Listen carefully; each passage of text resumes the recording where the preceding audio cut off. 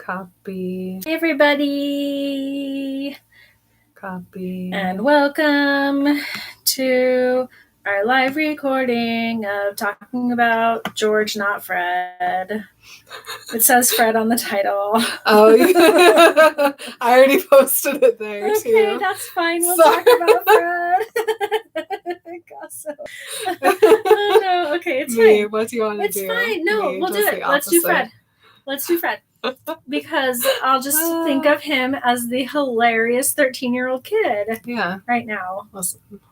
I'll just think of Publish his beauty and grace and humor and sweetness as a 13-year-old, not a 18-year-old. Yeah.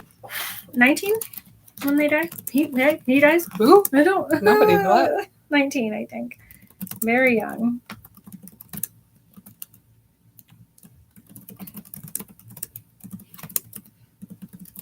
Are the twins in any Potter Puppet Pals? Not that I'm aware of. That's a shame. Not yet.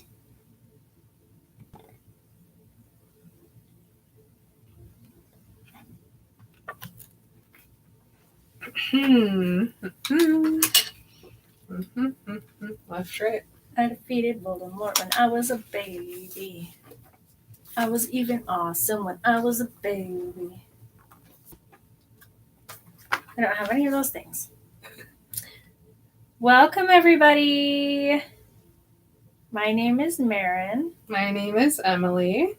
And we are Remember Harry Potter. And on today's episode of Remember Harry Potter, we are discussing Fred. The one, the only. The one, the only, the sweet, the salty Fred Weasley. The salty. He's a little salty. Okay, tell me this. The first, 25 times I read through Harry Potter, I always combined Fred and George into one idea of a person. Mm-hmm. It wasn't until I read it, until I was like an adult, that I finally read through it and separated them into two separate people. Mm-hmm. Did you do that? Definitely was like, they're the same person, they have the same thoughts, they're not different at all. And then after the Deathly Hallows, after that I decided to make sure that I knew their personalities instead of just assuming that they're the same person. Yeah. So we're talking Fred only today. And Fred is the funnier one. Yeah, he's the funnier. He's the little class clownier one of them all. So. All right. So Fred Weasley was born on April 1st, of course. Very cute. Very cute. In 1978. He's just 1 year older than me. Aw. Yeah. Okay. His early life. Appropriately enough, we're back on harrypotter.fandom.com. Yes, thank you. Best website ever. Yes. Appropriately enough, Fred Weasley, along with his identical twin George, was born on the 1st of April, 1978, April Fool's Day, to Arthur and Molly Weasley. Fred was born first. He was raised at his family home of the Borough near Ottery St. Catchpole in Devon, England. In addition to his twin brother, Fred had 3 older brothers, Bill, Charlie, and Percy, and 2 younger siblings, Ron and Ginny. The Weasley family was poor but loving. Oh, cute. Okay. Fred and George, just go ahead and lump them together right there, enjoyed making mischief from a young age and were quite a handful for their parents. It was not uncommon for explosions to be heard coming from the bedroom the two shared. They also greatly enjoyed teasing their brothers, Percy and Ron.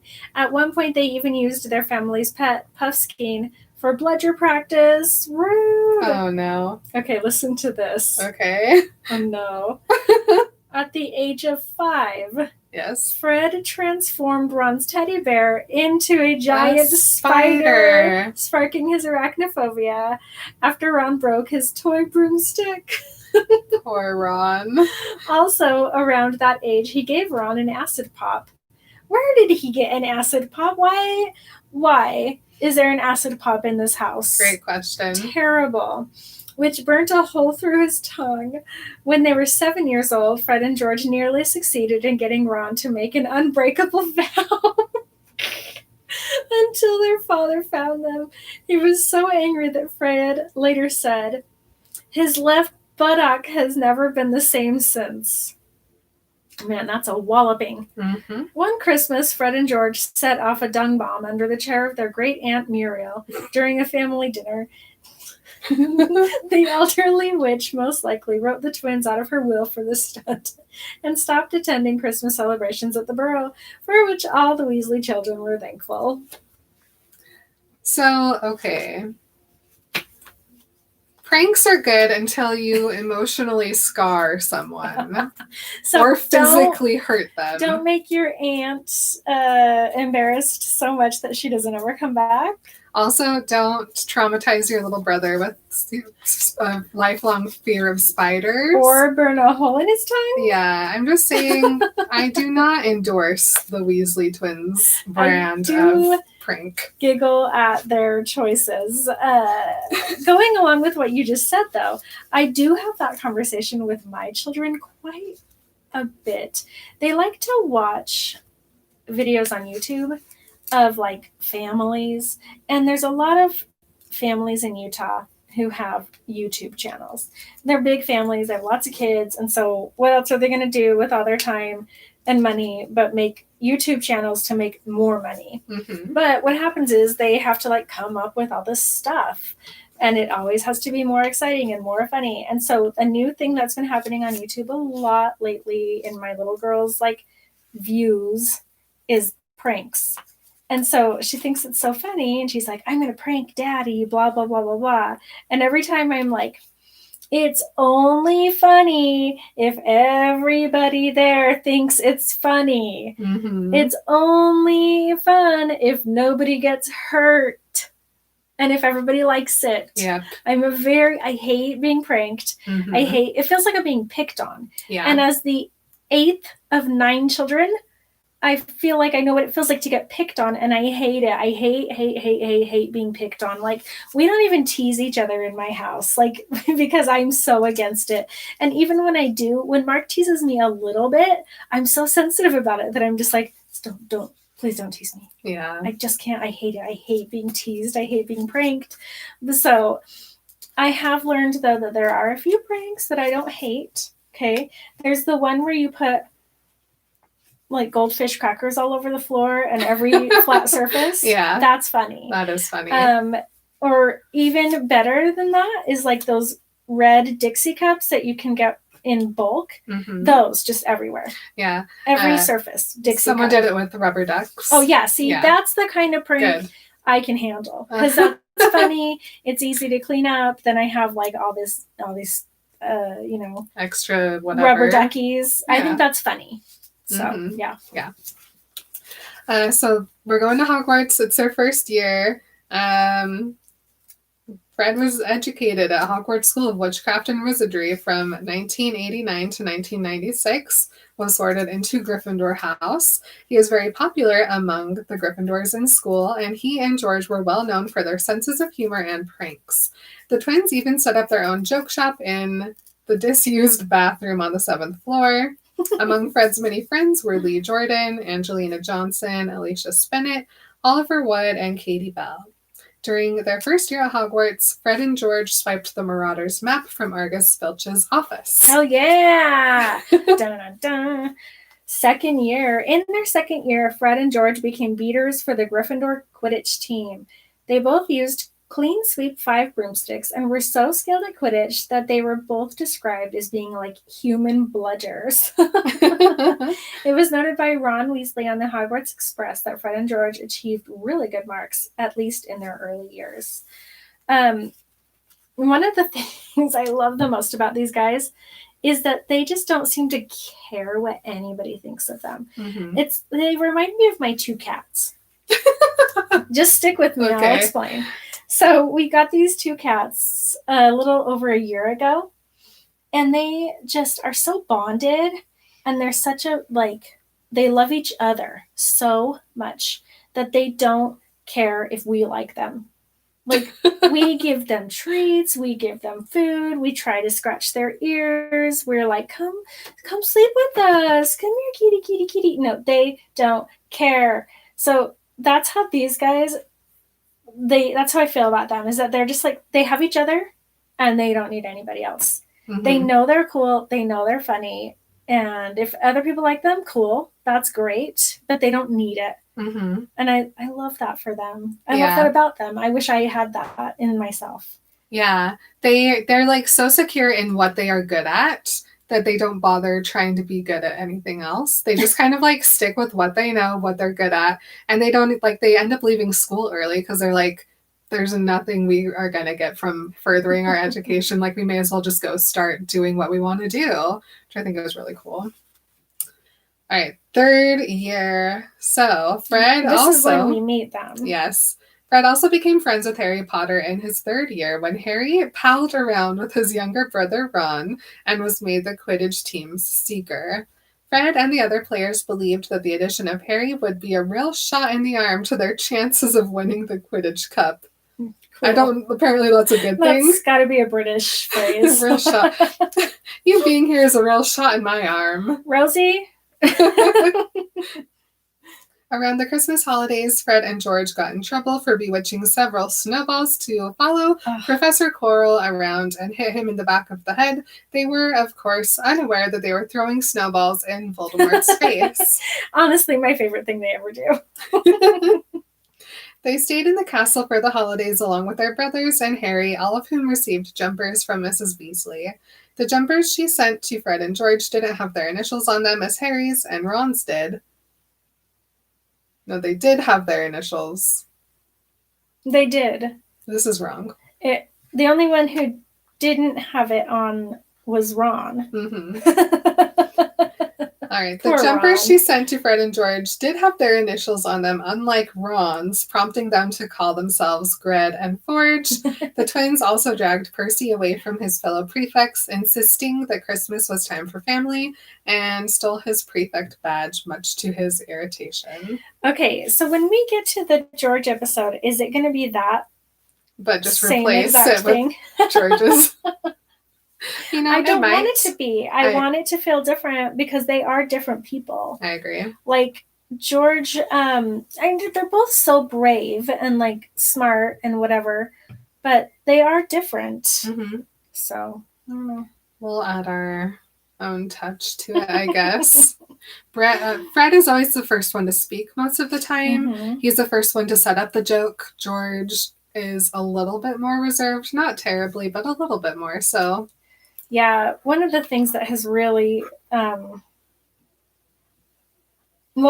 something that we're definitely going to talk about, but it's like way in the future. You can really see how much George depends on Fred to know what to do and when to do it. Yeah. So.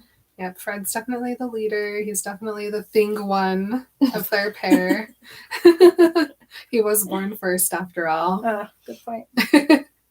So if you guys have any Fred thoughts, I'm certain you guys do. Please write us. Yep. Do you have any Fred emails? I don't think we have a Fred specific email, but we might. You search. Wait, it's on here. Yeah, you can look on there. Let's just see. In case. Twitter. You're still on Twitter? I guess I need to delete. Look how many notifications from Twitter you have. Yeah. This is the Remember Twilight email that I'm sitting on. Oh my gosh, you guys also, did you notice our new theme song at the beginning of the episode? Did you put it in? It's on there now. Dear Cherish has done it again. She's so brought out an accent for it as well. It's quite possibly the cutest thing I've ever heard in my life. And I've heard some cute things. This is the one I wanted to do. Oh, this is an episode. For some reason, at first, I thought we were doing a Patronus out. Not yet. For our patrons. No, not yet. So let's do this. All right, guys, we have some owl post, and it's from Denise. She sent it last month. So thank you, Denise. I know. Hi, Denise. And they say, hello, few questions. And we have a list of 4, so we're just going to go through them. I'll read them because they're directed towards you. Oh. At least the first one is. All right. Number 1. Since Emily is now the author of the books. Thank you. A. Is there anyone you would save from the evil clutches of death / she who will not be named? Oh my gosh. Yes. Okay. Like total ever? Yeah. Okay, first of all, let's just stop with the James and Lily. Like, that didn't need to happen. Yeah, 100%. And then I'm good from there. I think that fixes everything. Oh, good point. Okay, cool. I can fix a series in 2 non-deaths. It's a half of a book. B. Is there anyone you would write out? Don't say Peeves. Dumbledore. Who needs him? Oh, good. Okay, C. I like how you just accept it. Is there anyone you would like to expand their backstory? I would like to learn. I want to learn more about the Death Eaters. I want to learn their motivations and like why they stick around, because they're always just names thrown about in fight scenes. So I think it'd be really cool if we got more, maybe, because I know we get 1 or 2 episodes from Snape's point of view. It would have been cool to see more of that, of him interacting with all the Death Eaters. I agree. Oh, I would love that. Thank you, Emily. Okay, and then D. Any other changes you would make?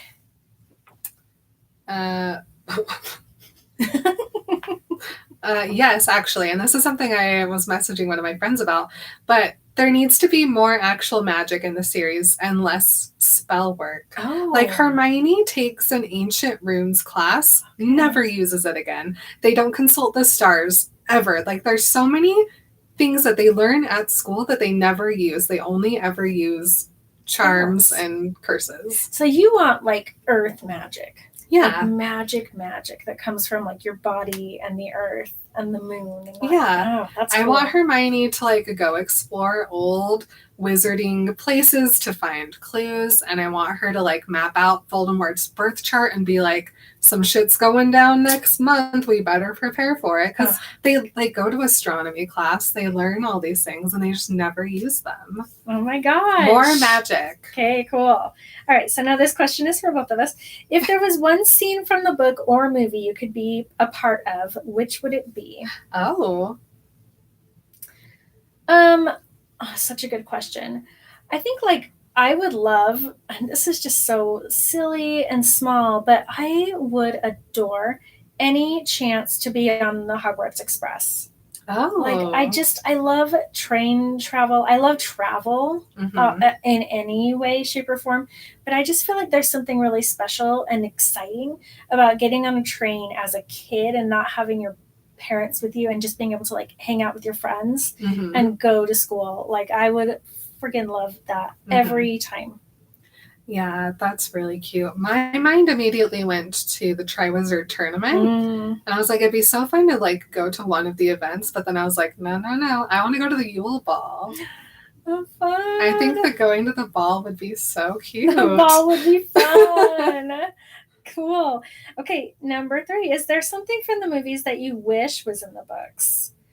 Oh, I wish there was more house elves in the movies. What was the question? Anything from the movies that you wish was in the books. Okay. Let me think. I don't know. I'm trying to think of what they added to the movies, because there's not a lot. That's an interesting question. I can't think of what I've like watched in the movies and been like, oh man, I wish that was in the books more. Nothing is coming to mind. I could probably give 10 examples the other way around. Listen, I do want to hear anybody describe Narcissa's awesome hair. Like, because in the movies, her hair is just so perfect, and nobody ever says anything about it. True. And if that was like actually part of the books, it would be talked about.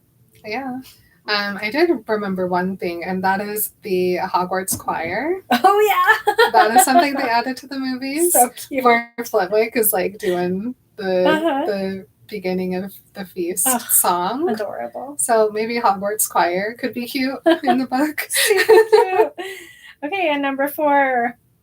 Who would the Twilight characters be in the Harry Potter cast? I am casting Twilight characters to play the role of Harry Potter characters. Or no, the way I see this is Bella, Hermione. Do you know what I mean? We're just matching them up? Yeah. Like that was what I thought. So who would the Twilight characters be in the Harry Potter cast? Okay, yeah. So Bella's Hermione. Is she? Who else She's definitely smart. Mm-hmm. She's definitely take charge. If Bella had been raised by 2 dentists, she would turn into Hermione. I agree. We've already, established she's incredibly smart, also brave. Mm-hmm. I don't know if she would want to be a Gryffindor. That's true. But she could be Hermione. She's close. Who's Harry? Mike Newton? No, Mike is Cormac, 100%. Yeah, he is. Oh gosh, I hate that guy. Who is Edward? Edward is Cedric. Oh, Edward is Cedric. He literally is. How did they do that? There's no question of that. Carlisle is definitely not Dumbledore. I'll tell you guys that right now. No. Who's is he Lupin? Carlisle? Lupin's the closest. Yeah. Or Sirius. But he's not, like, Sirius is too edgy. Yeah. Sirius is Emmett. I think Emmett's just the twins, right? Oh. As we talk about not combining them into a single person, I'm like, but they're Emmett. They both are Emmett. They're Emmett and Bella. Fleur is Rosalie. Yes, absolutely. Alice is Luna. Uh-huh. Jasper. Is Jasper Ron? Is Jasper Ron? I think Jasper's Ron. Huh. We both thought it. Yeah. Okay. Got to think about that one some more later, I think. All right. That's all of them, right? No, Esme. Esme's Hagrid. Esme's Hagrid. Mm-hmm. Uh-huh. Who's McGonagall? Is she Charlie? Yes. Perfect. All right. Cool. Charlie.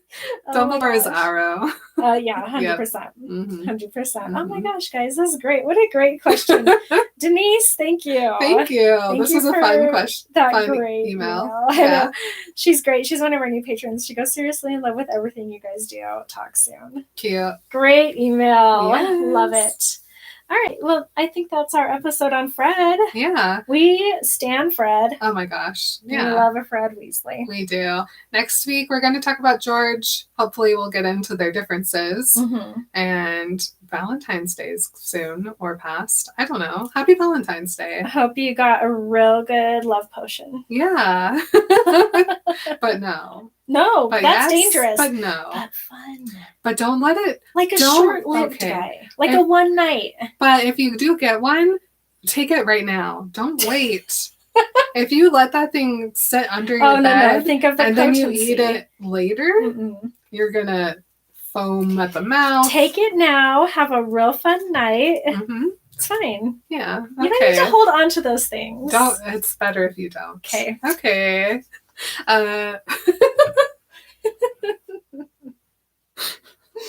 Nobody's commenting. I don't know where they are or what they're doing. But we love having you guys with us. Thank you for being such great listeners. We have the best listeners ever. Mm-hmm. And let's create something magical together. All right. Bye. Oh. Cute. Oh, All right. Who's here and didn't say anything? Is it Zoe again? Is it Zoe? She's doing homework. She's like, stop yelling at me. Oh. Well, we can mention this one on our George episode. It's really sweet. Okay. It's from Des.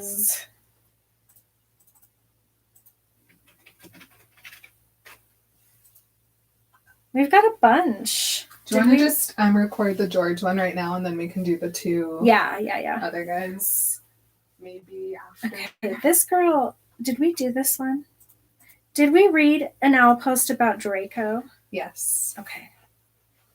Yeah, okay. Oh, bye. Oh, it's Paola. She's brushing her hair. Gosh. Hey, oh, you got those curls. I want to know your process. You're so pretty. Okay, we'll be back with George. We'll be right back. Bye-bye.